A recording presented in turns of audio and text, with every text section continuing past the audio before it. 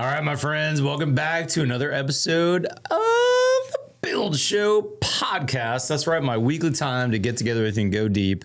I've got my builder buddy, Daniel Glauser, with me. Daniel is also a builder with me at Reisinger Build. And by the way, we're in the Reisinger Build studio, which is also the host of Daniel, Chelsea, and Tim's podcast. Yeah, work in process. Work in process. So go check that one out. But today, Daniel and I are in the studio. We both have, I've officially finished. He's on the cusp of finishing his personal project. Yeah. That I think we have a lot of lessons learned that we could share.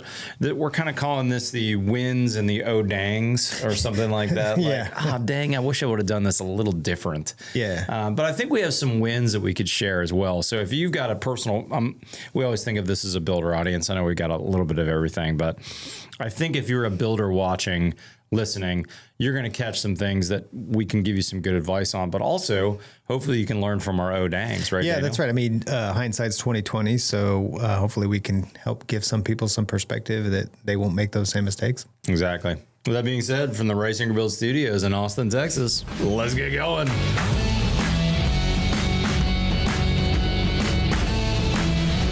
Hey, before Daniel and I jump into our wins and our dangs, I want to tell you one win that both of us experienced on our builds. We both used the Huber zip system sheathing to achieve super good blower door score results. You sheathed and roofed your whole house with zip system, didn't you, Daniel? Yeah, and as a matter of fact, because my house is on pier and beam, it's under the bottom of the house as well. So I used it as a whole envelope ceiling system. I love it. And your house Monopoly framed, my house Monopoly framed. That Monopoly framing is really straightforward to do when you're using the zip system sheathing, because now my wall sheathing touches my roof sheathing, and all I had to do is drop a piece of zip tape on there. Yeah, it couldn't get easier than that. And we're not relying on spray foam for airtightness. We're not relying on some product from Europe. Everything was available at my Builder's First Source local lumber yard, delivered right to the job, and our framers are used to doing it, right, Daniel? Yeah, it's a very easy system. Like you said, everyone's used to using it, and easy to troubleshoot and see where you have sort of gaps in that ceiling and then tape over it.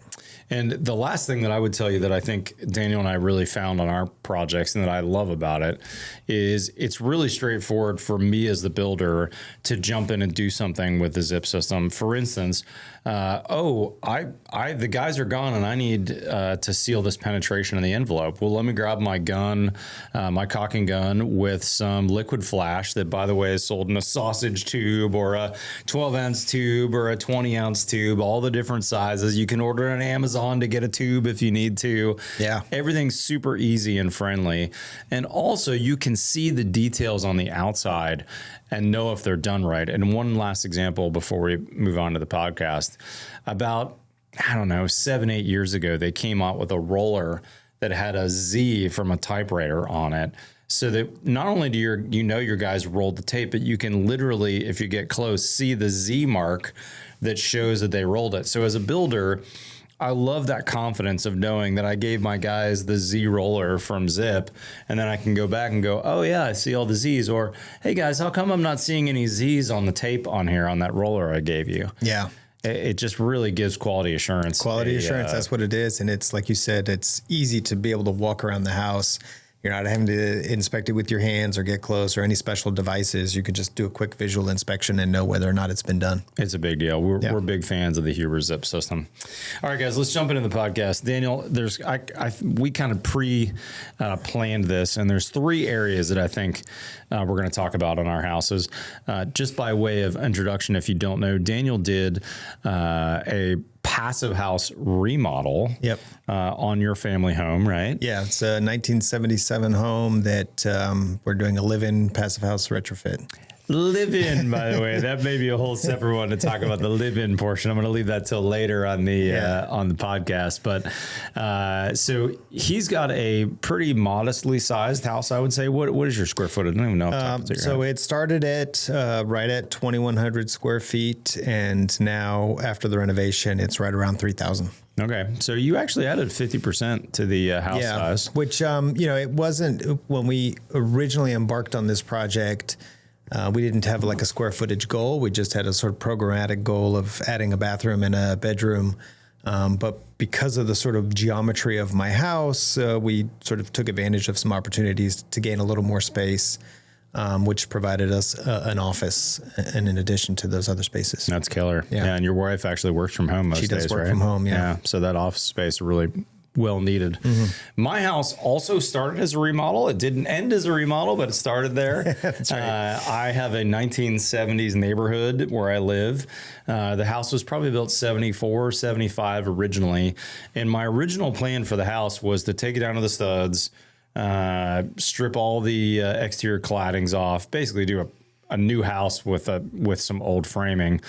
As I started taking it apart and started doing that demo, realized very quickly, wow, this house is actually in worse shape than I thought, including like rats had gotten to the attic and all the attic framing had rat poop on any horizontal surface. Oh my gosh, yeah. And was smelly.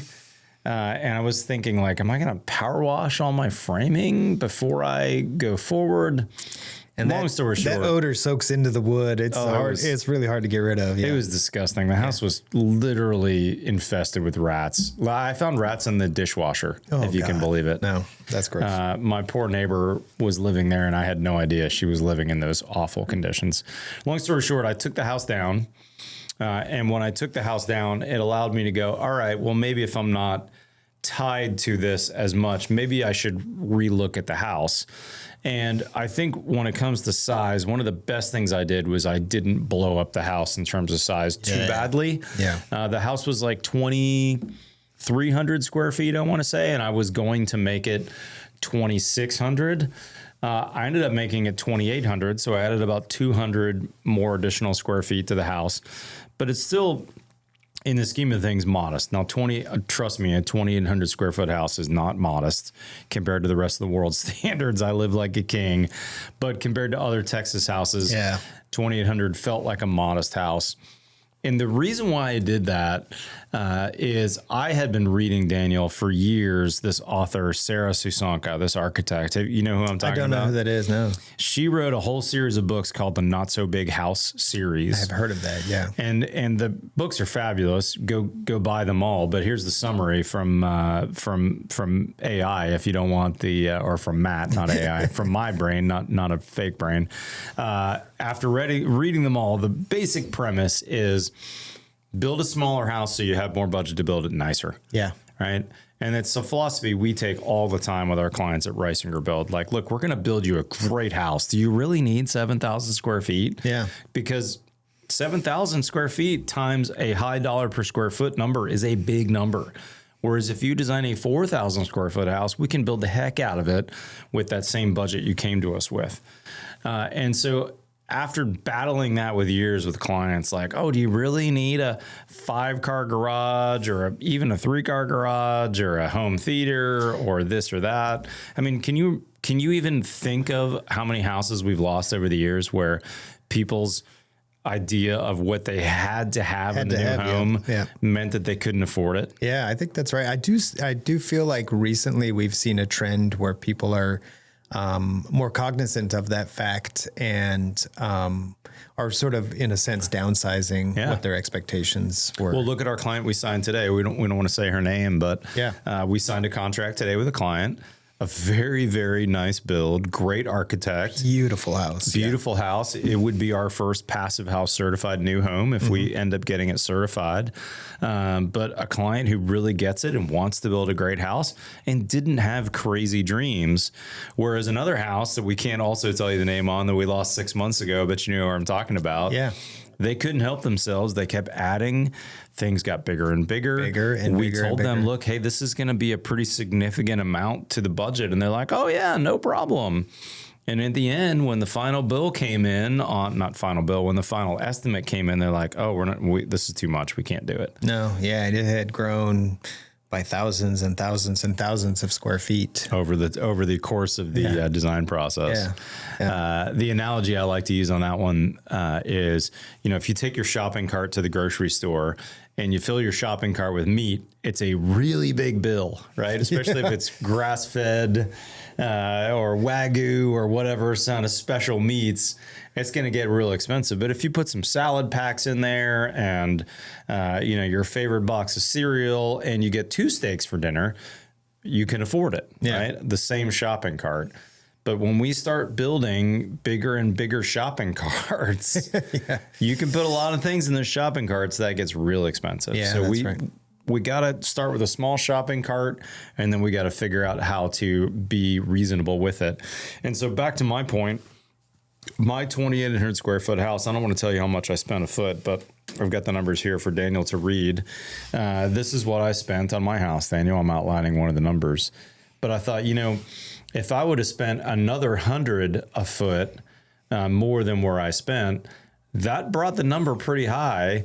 Whereas if I would have spent half of that big number, it would have brought it down to this number. Oh, wow. And so, you start playing with the dollar per square foot times the same square footage, the house changes quite a bit. So if your budget's, whatever the budget is, think about bringing that square footage down by 50%.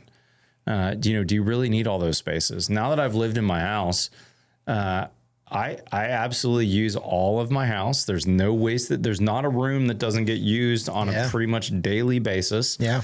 My kids don't have big bedrooms. I don't have big bathrooms. I do have a pretty decent master closet, which has been awesome.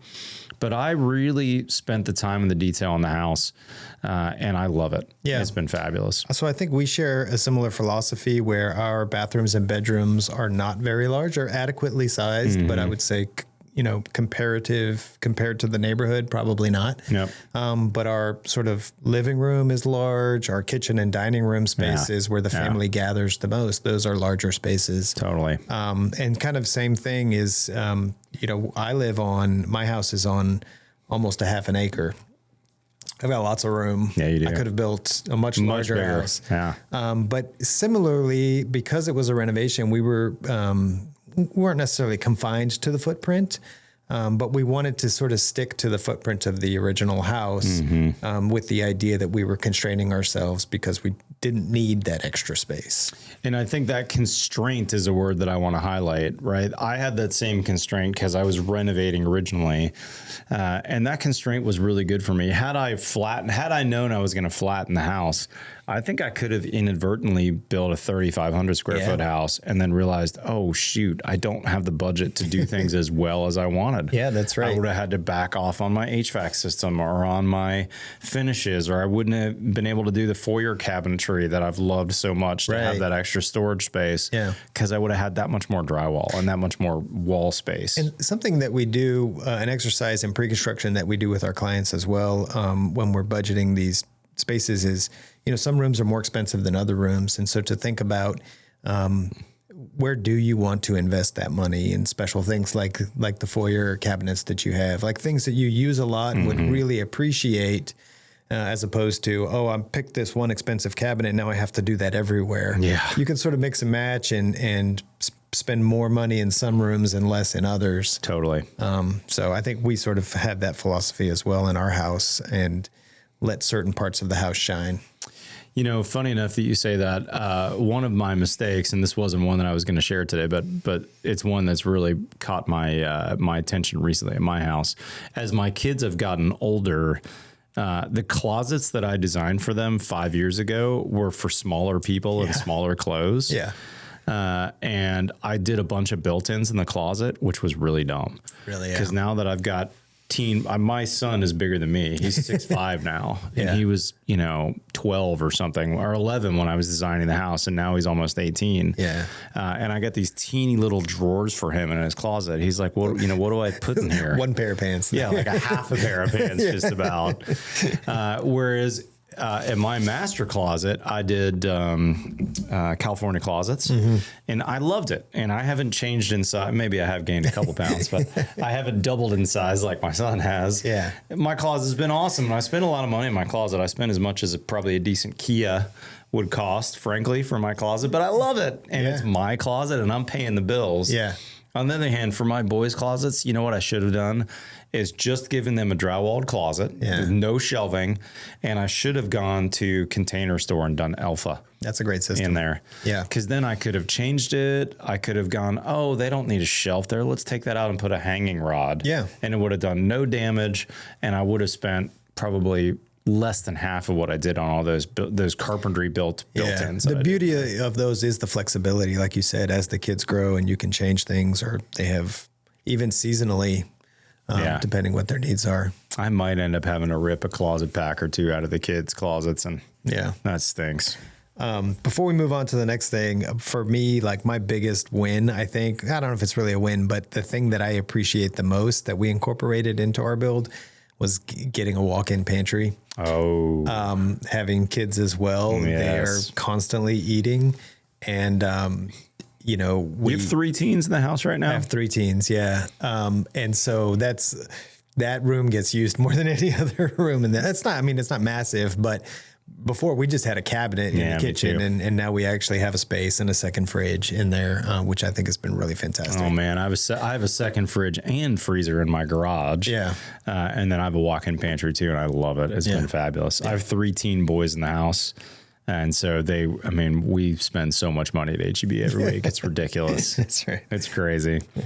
Daniel, let's move on to topic number 2 of wins and dangs. Let's talk HVAC systems. You want to go first? Yeah, sure. So I'll start with my dang, and that's, like I mentioned, it's a live-in remodel. So we didn't gut the entire house. So there was some areas of the house that still had sheetrock ceilings, walls, things like that. And because of that, now I did have a mechanical engineer design my duct layout and my system. But speaking of constraints, I had some self-imposed constraints because we didn't pull all the drywall off of places. And so that made access to certain parts of the house and certain parts of larger rooms difficult to get to. And so I'd say that my duct layout is not as efficient as it should have been had I done it complete. And while my house is very comfortable because, like you said, it's built to passive house standards, so my insulation is fantastic. There are parts of the larger rooms that are less comfortable than they should be because I'm not getting the circulation because I don't have the registers sort of positioned the way that they should be. So I think if I were to go back and do it again, I would put more emphasis on that layout. So this one's a harder one and it's a little more ethereal, but you know my house, you've been many times. I have a Mitsubishi system and I have like one of everything from their catalog just about, in that I have some mini splits.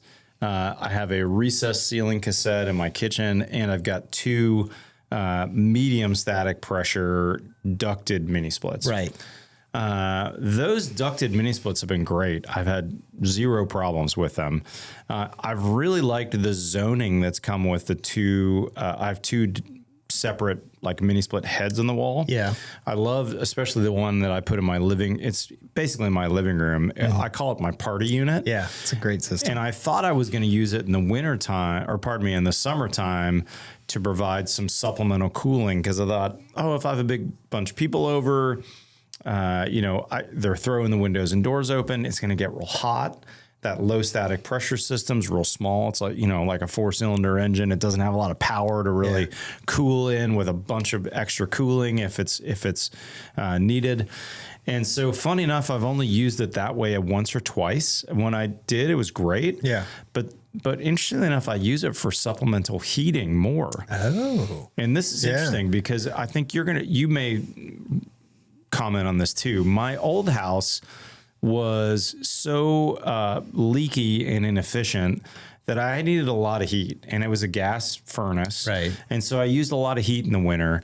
But if I wanted to sleep cold at night, all I had to do was turn the furnace off and my house would cool off like immediately just about if it was a cold day. Yeah. My new house, because it's so dang efficient, coasts through.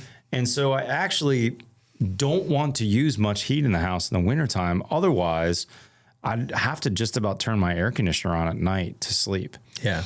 And so as a result, I keep in the wintertime my thermostat at like 65 degrees, and I just heat up my kitchen living room space with my mini split head to more like 68. So it's warmer out there, and I keep my bedroom cooler because it doesn't need much heat in there. And, you know, I do have a towel warmer that I use occasionally. I have a heated tile floor that I can turn on. I have all these supplemental heat issues. Something that I think people don't realize when you build a really efficient, well-insulated home like that.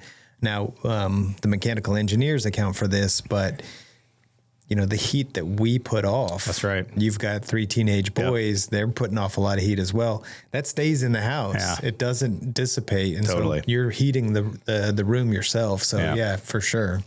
However, the downside of that awesome amount of control is when my mini splits do run, they're kind of a pain in the butt for maintenance, frankly. My recessed ceiling cassette unit, it gets dirty. Yeah. And it's a pain to get up there. It's in the kitchen. Yeah. It's a pain to get up there in the ladder. I'm always like, where did all this dust come from? Yeah. And I'm always like, oh, crap. I'm supposed to change that filter or clean it like every, I don't know, 30 or 45 days. And I'm sure at day 90, like, oh, I forgot to do it. And what do you do? You just kind of rinse that off? It's one of those? It is a rinse filter, but I usually use my vacuum on it. But I know that I'm going to have to get a service guy out to probably pull the blower wheel and do a deep cleaning. Yeah. And then my one in the garage that I love is really high in the wall and is almost inaccessible without one of the bendy, foldy ladders. Oh, wow, yeah. And so I've decided, and this is a little bit of an old man issue, that I just don't want to deal with it. And I have we have our HVAC company on a 6-month rotation where they just come and service it. And what about the one the party unit that's above the stairs? Is that hard to get to? Super pain in the butt to get to. However, because I use it so little, I only clean that once a year. Yeah, that makes sense. And it hardly ever gets done. It's been off at my house now. I bet I haven't used it in 90 days. Yeah, yeah. I very rarely use it. So for me, like the win portion of mine, this is the first house that I've been in that's had dehumidifiers. And I'll tell you, like, it's just amazing that I've ever been in a house that didn't have dehumidifiers. The difference that it's made in just the comfort in the home. Which model do you have, by the way? So I've got 2 Santa Fe units. I think a 120 and a 70. That could be, those the sizes? Yeah. And so, because my house is 2-story, we've got one in the upstairs and one in the downstairs. But yeah, there's the noticeable difference in comfort level, and the fact that we don't have to have the thermostat so low is really just been pretty amazing. Isn't it? Yeah. I love it. I mean, you can see why we do it in all our houses now for clients. Now that you've lived with it. Yeah. So much better. Yeah. So much better. So anyway, that's good. Let's get on to our last and final here, so we don't go too long on the podcast. I know you got to pick a kid up from school today. Let's talk windows and doors. Yeah. What'd you do for your window and door packaging? So working with European Architectural Supply, I got the Schuco UPVC windows. They're triple pane, which we did because when we modeled our house for the passive house. Performance data, my walls are 2x4 walls because it's, existing house. So we needed the most sort of thermally efficient windows that we could get in order to not have to sort of go nuts on the insulation on the outside of the house. But yeah, absolutely love these windows. I think they're beautiful because they are the European style and they're the UPVC. The frames are maybe a little thicker than people are used to. But I've sort of incorporated that into the design and hidden a lot of the frame with trim work, so it doesn't come across as being thick. So I've been super happy with everything. The one thing that I would change is I had a lot of maybe too much focus on my airtightness and the concern that operable windows were going to be less airtight, which is true that they are, but those locking mechanisms on there, they really make them pretty airtight. So it was sort of an unwarranted concern. But because of that, I only put operable windows in places that I had to, like for egress. And And, here in Texas, we don't open our windows very often. No, we really don't. I didn't think it would be really a big deal. Yeah. But, one sort of area of my house that is living room and playroom and sort of one side of the house, there are no operable windows whatsoever. And on those few days when we are having a nice breeze outside, I would like to be able to open one side of the house and the other side of the house and get that cross ventilation. And I just can't really do that. So I would say if I were to go back and change something, that's what it would be. Yeah, that makes sense. I have kind of a weird window package at my house because I was using my house as like a YouTube testing lab. And so I was calling people like, hey, would you make me a deal on some windows for this project? I'll put you in the video. And this is kind of weird and / a little embarrassing to admit. I have 4 different window manufacturers. Oh, wow. Interesting.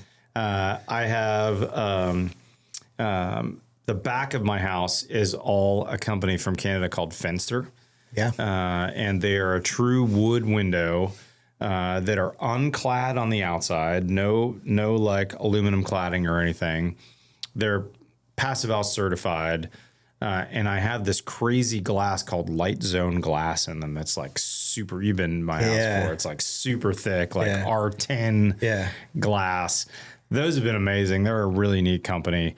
I met the owner of the company and super good guy. And he made me a super good deal. And I was a little worried about using windows from so far away. Mm-hmm. They packaged them up. They were in great shape when we got them.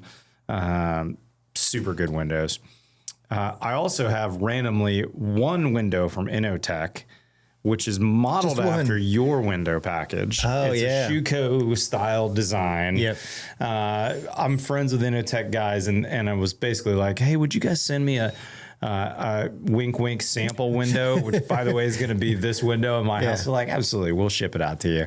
Frankly, I just wanted to try European style. And I wanted to have a UPVC window in my house so I could live with it and see what it was like. Sure. That Innotech window has been phenomenal. However, I did need to figure out how to put a window covering on it because it's an open in window. Oh, yeah. And that's a window that we wanted privacy from a neighbor. So that is something you got to think about if you use inward operable windows. You need to think about, hey, what am I going to do with window coverings? Yeah. When you and I have visited overseas, your family is, and you grew up in Switzerland, you know this, but in Switzerland, they have super thick walls. And very, very often in a lot of European companies, they have integrated exterior blinds. That's right. On the house. So like in Switzerland, when I visited, they had 12-inch thick walls. They would have a blinds pocket on the outside.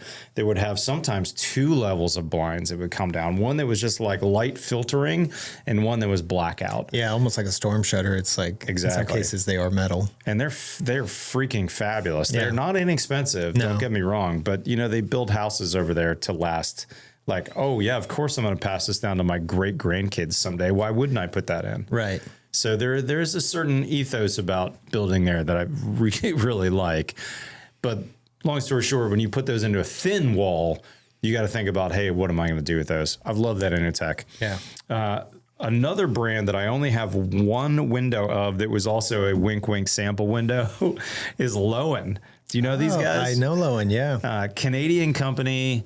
I think they're right above. What's the middle of Canada called? What is that province? I can't think of it. Oh, geez. They're right above Minnesota. I can't think of it either. Anyways, they're right above Minnesota. It's not Ontario. They're right over the border. I can't remember. I'm terrible. I'm sorry for my Canadian friends out there. I don't know your country's geography very well. That's probably one of my favorite windows, if not the most favorite window in the house. It's the first time I've ever had a push out casement. It's a triple glazed push out casement, vertical grain Doug fir exposed on the inside, black aluminum clad on the outside, and even better, it's got a roll up insect screen on the inside. Fantastic. So I'd said a lot of things there, but basically if you open the window, it just opens with a push out. It stays open. And then once you open it, you pull down the insect screen that's hidden in a pocket on the top Yeah. and click it in. And now you got an insect screen on the inside. But Perfect. 99% of the time when the window's closed, it's hidden. You don't see the insect screen. Yeah. I love it. That's that nice. style of window is awesome. They're an upper end brand. They're not inexpensive, but the more I've built houses and the more I've lived in my own personal house that I finally got a chance to build, the more I realize don't cheap out on your window and door package. I agree. Absolutely. And here's the part that I cheaped out on. I did a composite window, and I don't want to tell you the manufacturer because I don't want to disparage anybody, but I did a vinyl wood composite window in a few places in my house, including my master bedroom. They are a black window facing basically south and west. They get blasted by the sun, and they're terrible. Yeah. They have moved on me. Some of the vinyl parts have shrunk. In fairness, the manufacturer, I will give them credit, has got me on the line with the tech people not long ago, and I was able to do almost like a tech version of a FaceTime call. Sure. It's kind of a neat system. I may tell you who it is at some point. And they're sending a tech out to replace some parts. It's JELD-WIN. Yeah. I'll tell you. Okay. They're not listening. So I'm sorry I didn't like this Auraline windows. I'm not a fan of them. But I got to tell you, I'm really impressed by their tech folks. That's important too. And I'll let you know how it turns out, but they're coming out to my house in 2 weeks to replace some parts. Yeah. On the other hand, the wood, what do they call them? Sightline windows that I have from JELD-WIN that are triple glazed and wood have been freaking awesome. I've had zero problems with them. Oh, wow. But this brings me back to you get what you pay for. Yeah. Buy once, cry once. The full line woods were darned expensive, triple glaze, and yet they're fabulous. And they even came with, you're going to love this, Daniel. They even came with a matching loose head flash to match the exterior anodized cladding color. That's great. Isn't that cool? That is really I've never good. seen that before. Maybe other people do that, but I've never seen that. I was pumped when I saw that. That's wonderful because often we're, custom building those. Exactly. Yeah. We should probably wrap it up. We're at over 30 minutes. Daniel, you're a gem, dude. I love building houses with you. Tell people how to find the In Process. Yeah, so it's work in process. We are on YouTube and pretty much every podcast platform there is. And there are probably some other work in process podcasts, but if you tag or if you type in Reisinger Build on there as well, then we'll pop up. And it's Daniel, who's our executive project manager. It's a fancy title he's basically our VP of construction. I don't know why we don't just call you that. Tim Hill, who's my business partner and the other half of the Reisinger Build ownership, and Chelsea Sharbuck, who's our architect. And the three of them are right here in this studio. Often with a guest. A lot of our people have been guests as well. So I just downloaded, I haven't listened to it yet, the podcast with Jason. Yeah. One of our awesome project managers building a fabulous house not far from our office. It's a great way for us to get our local name out there and have our clients and local architects listen.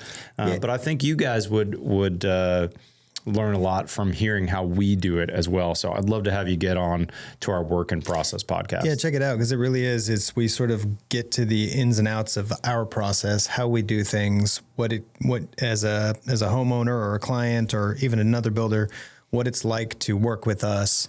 Then, like you said, we bring in some of our project managers and then also some of the tradespeople that we work with and kind of talk about the process of working with them and working with us together and what that looks like. Love it. And lastly, Daniel, remind me, is it Glauser.build or Glauser Build, all one word, for your Instagram? Glauser Building. Glauser Building, that's right. Yeah. GLAUSER Building on Instagram. You can go follow Daniel. He's always posting from our jobs and always has great insights. So, Daniel, appreciate your friendship, man. How many years have we known each other now? So I think I've been working here 5 years, and we knew each other maybe 2 years before that. Yeah, so about 7 years now. Yeah. A lot's happened in 7 years. I know. We've got some places, haven't we? That's right. Pretty fun. Thanks for joining us, guys. Appreciate it. Hit that subscribe button. New podcasts every single Friday. In the meantime, follow us on the Facebooks or the Instagrams. Otherwise, we'll see you next time on the Build Show podcast.